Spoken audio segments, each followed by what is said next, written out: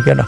अच्छा वो जो है क्या कहते हैं उसको, चीज़ ये, you have to have a composite source and power to fulfill other people's desires या make their wishes come true or to help them।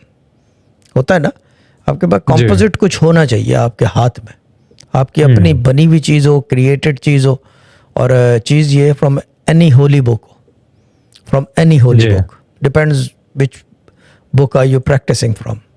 क्योंकि चीज़ ये है कि क्या कहते हैं उसे, अकीदा 2000% या बियॉन्ड परसेंटेज कुरान, ठीक है ना।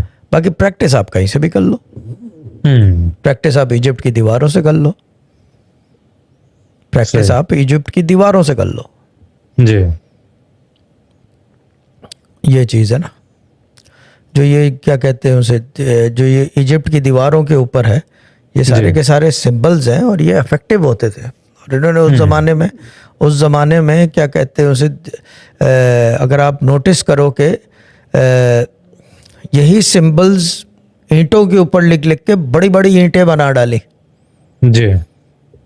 यही सिंबल्स उन्होंने, वरना कागज़ पे भी लिख के रख लेते, अभी तक होती है ना, कागज़ पे भी लिख लेते, लेकिन उन्होंने दीवारों पे लिख डाली, और वो दीवारें ही कल्टीवेट होके इतनी पिरामिड बन गई है उसकी ना। अब वो सेकेंडरी चीज़ है कि किसने बनाई, कहाँ से बनाई, वो बात की बात है, लेकिन इल्म वाला तो इस चीज़ को देखेगा ना।